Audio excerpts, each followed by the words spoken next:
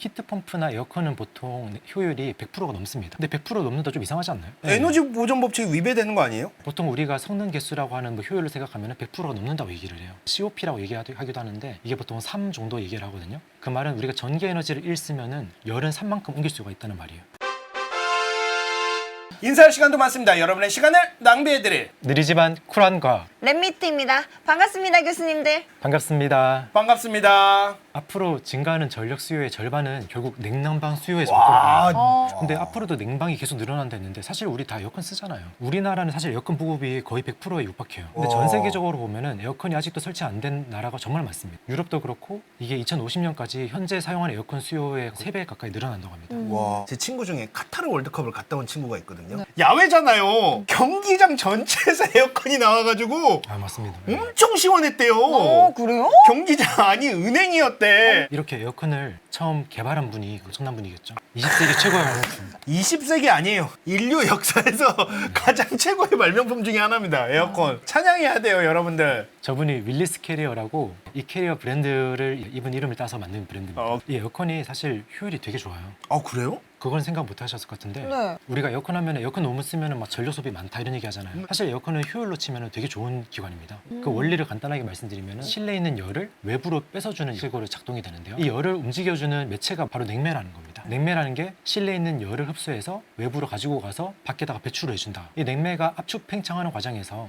압축하게 되면은 열을 배출하게 되고 팽창하게 되면은 주위에 있는 열을 흡수하는 방식으로 팽창 밸브랑 컴프레셔를 왔다 갔다 하면서 이제 사이클을 돌면은 실내에 있는 열을 뽑아가지고 외부로 배출해 준다 보면 돼요. 그래서 우리가 실내는 점점 여름철에 시원해지지만 빌딩 밖에 나가 있는 실외기 보시면은 실외기 옆에 서면 엄청 뜨끈한 바람이 그렇죠. 나고 엄청 뜨거워요. 열이라는 게 사실 어디 가는 게 아니고 그냥 한쪽에서 다른 쪽으로 옮겨준다고 보면 돼요. 여기서 이제 사실 사회적인 환경 이슈가 하나 있어요. 우리 지구가 상온 뭐 25도라고 하죠. 300켈빈이라고 하는데 300켈빈을 유지하는 데는 이 에너지 원천은 태양에서 오는 거예요. 태양에서 에너지를 받아서 이 똑같은 에너지를 이제 우주로 배출해주면서 온도가 유지되고 있는 거죠. 이 화살표 5개가 그대로 지구가 또 배출을 해줘야지만 지구는 안 뜨거워지고 있을 수 있어요. 근데 만약에 이게 5개가 아니고 4개가 되면 어떻게 돼요? 지구 온도가 서서히 올라가겠죠. 이게 지구 온난화라는 겁니다. 지구가 지금 이거를 겪고 있는 거예요. 이 지구 온난화라는 건 바로 온실가스 때문에 생기는 거예요. 이산화탄소도 있고 메탄도 있고 여러 기체가 있는데 이런 온실가스가 지구가 이제 우주로 내보내야 되는 에너지를 막아가지고 다시 지구로 들어오게 해서 지구의 온도가 서서히 올라가는 거죠. 근데 이거랑 에어컨이랑 관련이 있어요. 네. 우리가 에어컨 하면은 프레온가스 얘기 나오는데요. 오존층을 녹이는 프레온가스라는 얘기는 들어보셨죠? 그래서 그 냉매가 1980년대에 한번 대체가 됐어요. 네. 그 오존층 구멍은 이제 좀 많이 회복이 돼서 돌아왔는데 네. 문제는 이 오존층 녹는 문제가 아니고 이게 지구 온난화랑 또 관련이 되어 있어요. 예전에 사용했던 게 프레온가스라는 게 CFC 계열이고요. 현재 주로 사용하는 건 HFC 계열입니다. 왼쪽에 밑에 ODP, GWP라는 게 있죠. 저게 뭐냐면 ODP 같은 경우는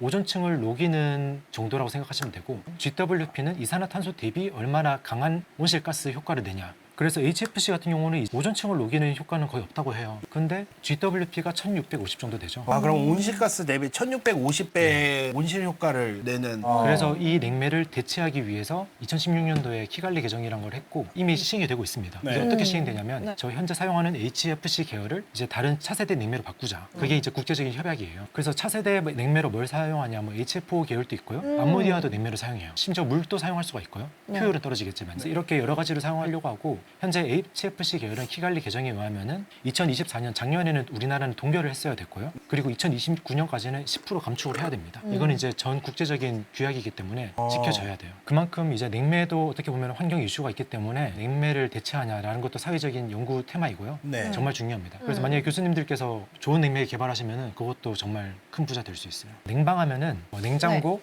에어컨 뭐 이런 걸 냉방으로 떠올리고요. 난방하면 보통 히터 생각하죠. 히터 보일러 보면은 안에 이제 빨갛고 뭔가 달아오르면서 우리가 전기를 소비해서 열 에너지를 만드는 거잖아요. 근데 히터랑 보일러 둘 다 똑같은 원리입니다. 가스나 전기를 이용해서 열 에너지를 만드는 걸 우리 난방에 사용하고 있어요. 두 번 타는 보일러, 컨덴싱 보일러라고 하죠. 이런 방식으로 하면은 우리가 이제 가스라든지 전기 에너지를 거의 100%에 육박하게 열 에너지로 바꿀 수가 있어요. 그래서 정말 좋은 방식 중에 하나입니다.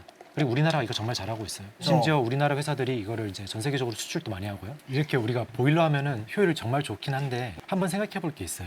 냉방이라는 건 냉매를 이용해 가지고 실내 열을 외부로 배출해 주는 거랬죠. 네. 그럼 이때 에어컨에 우리가 전기를 쓴다는 거는 이 전기 에너지가 전기 에너지를 이용해서 냉매를 돌려서 실내에 있는 열을 외부로 배출해 주는 거잖아요. 그렇죠, 네. 그렇죠. 일종의 전기가 통행을 시켜주는 운송비라고 생각하면 됩니다. 근데 난방의 경우에는 우리가 이 전기를 그대로 열로 만들어요. 전문 용어로는 줄 히팅이라고 하는데 전류가 흐르면 거기서 열이 나오는 거거든요. 그래서 어떻게 보면 두 개가 조금 달라요. 냉방의 경우에는 전기를 이용해서 실내의 열을 외부로 배출해 준다. 이건 네. 에어컨 원리고요. 난방의 경우에는 전기나 가스를 이용해서 열을 발생하고 이게 보일러나 히터예요. 근데 생각해 보면은 실내 열을 외부로 배출해 주는 게 아니고 외부의 열을 실내로 배출해 주면 이게 뭐예요? 이게 난방 아닌가요? 에어컨은 거꾸로 하면은 난방이네요. 사실 난방은 다른 방식도 있어요. 실외의 열을 실내로 배출해 줌으로써 난방을 할 수 있습니다. 2년 전에 테슬라에서 이제 투자자 인베스터 데이를 했을 때 테슬라가 어떻게 하면은 화석 연료를 없앨 수 있을까에 대해서 플랜을 제시했어요. 신재생 에너지도 있고요. 세 번째, 히트펌프. 히트펌프로 전환하는 걸 제시했습니다. 우리나라 언론에도 언급이 됐습니다. 테슬라가 이제 히트펌프 시장에도 진입하겠다. 히트펌프의 실외기랑 사실 에어컨의 실외기랑 거의 다른 게 없어요. 생긴 게 거의 비슷합니다. 왼쪽이 네. 에어컨이고 오른쪽이 히트펌프예요.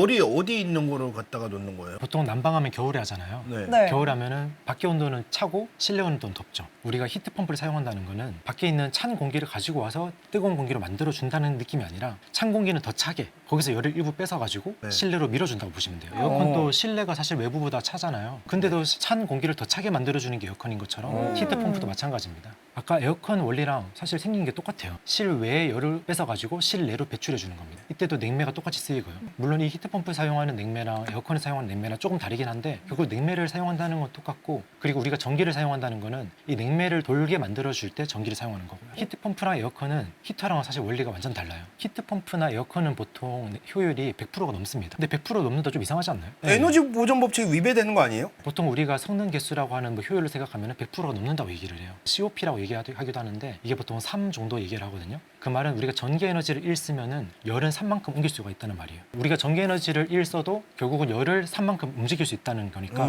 열 효율로 따지면 거의 한 300% 된다. 네. 라고 보는데 이게 이제 보일러 같은 경우는 아무리 높아봤자 100%죠. 그냥 히트펌프는 이게 3 이상 되니까 정말 효율적인 기관이라고 보시면 됩니다. 그래서 앞으로 이제 히트펌프가 설치가 점점 늘어날 거라고 저는 예측하고 있고요. 우리나라에서도 보급이 늘어날 것 같습니다. 그래서 에어컨 히트펌프가 정말 효율 좋고 앞으로도 많이 보급이 될 거로 예측이 되는데 네. 하지만 둘 다 냉매를 사용하잖아요. 그래서 제가 관심을 가지는 거는 이 냉매를 없이 어떻게 냉각할까? 혹시 한번 생각해 보셨나요? 그런 연구를 하고 계세요? 그런 쪽으로 지금 연구하고 있습니다. 냉매 없이 어떻게 냉각을 할 수 있을까? 일단 냉매를 우리가 대체해야 되는 거는 다들 이제 아실 텐데 네. 대체할 냉매를 개발하는 게 정말 힘들고 그리고 냉매를 사용한다는 거는 컴프레셔도 들어가고 그다음에 팽창 밸브도 들어가잖아요. 네. 부피가 커질 수밖에 없어요. 작게 만들기가 힘들어요. 그리고 컴프레셔랑 팽창 밸브를 사용한다는 거는 소음이 발생해요. 무소음으로 작게 만들 수 있는 그런 냉각 기술이 있습니다. 온도 차이가 있으면 전기가 나온다. 재백 효과가 있죠. 온도 차이가 있을 때 전기가 나오면은 그냥 우리가 임의로 여기다 전류를 흘려주면 어떻게 될까요? 온도 차이가 나는구나. 이게 바로 펠티어 효과라는 겁니다. 이게 사실은 그 열전 소자기도 한데 통용되는 용어는 사실 펠티어 소자예요. 열전 발전으로 사용되기보다는 실질적으로는 냉각 용도로 많이 사용합니다. 전류를 흘려주면은 한쪽이 차가워지고 한쪽이 뜨거워져요. 페트병 올려놓으면 이 페트병이 시원해지는 거죠. 우리는 이걸 이제 열전 냉장고라고 하죠. 이게 이미 사용하고 있습니다. 많이 사용해요. 어디 사용할 것 같아요? 소형화 가능하고 소음 안 나면은. 영화관에 프리미엄석 앉아보시면은 콜라 놓는 자리가 시원한 거 혹시 보신 적 있으세요?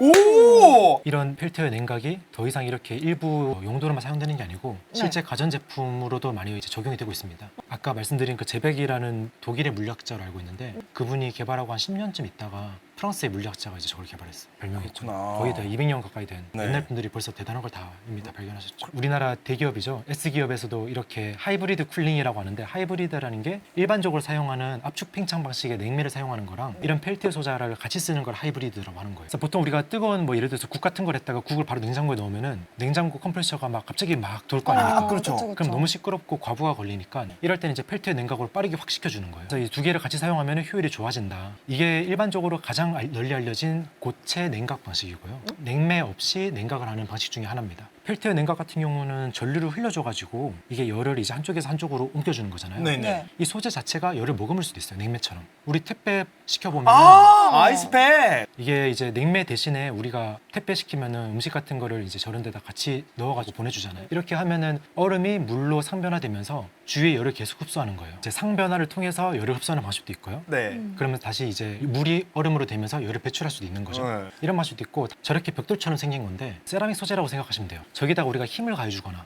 아니면 전기장을 가하거나 자기장을 가해서도 저 소재가 열을 흡수하거나 방출할 수가 있습니다. 이것도 냉각하는 방식 중에 하나예요. 어떻게 보면은 저 벽돌이 하나의 냉매라고 보시면 되고요. 에어컨에서 사용하는 왼쪽에 있는 저런 냉매는 기체가 액체가 되는 과정에서 열을 흡수하고 방출한다고 보시면은 저 벽돌은 이제 눌리거나 눌린 게 약간 펴지면서 원래대로 돌아오면서 열을 흡수하고 방출한다고 보시면 됩니다. 그렇군요. 이것도 이제 고체 냉각이라고 해요. 그리고 힘을 이용하냐, 전기장을 이용하냐, 자기장을 이용하냐에 따라서 이 냉각 방식이 다르게 불리고요. 이걸 통틀어서 칼로릭 냉각이라고 합니다. 첫 번째로 말씀드리고 싶은 거는 힘을 이용하는 거예요. 힘을 이용하는 칼로릭 냉각을 엘라스토 칼로릭 냉각이라고 하는데요. 네. 힘을 주게 되면은 결정 소재가 꾹 눌리면서 열을 방출하게 되고 이 힘을 풀어버리면 결정 소재가 다시 원래대로 약간 느슨해지면서 네. 주위 열을 빨아당기는 거예요. 그래서 이런 연구가 최근에 많이 되고 있습니다. 소재를 어떻게 하면은 누르고 압력을 줬다가 뺐다가 했을 때 열을 잘 흡수하고 잘 방출할 수 있냐. 이 소재 자체가 어떻게 보면 하나의 냉매가 될 수 있는 거죠. 근데 뭐 환경 오염도 안 되고요. 작게도 만들 수 있고요. 그리고 효율만 좋다면은 이것도 하나의 새로운 냉각 방식이 될 수 있는 거죠. 이런 고체 냉각 힘을 이용하는 방식은 좋은 논문으로도 요즘 많이 나오고 있습니다. 아, 그래요?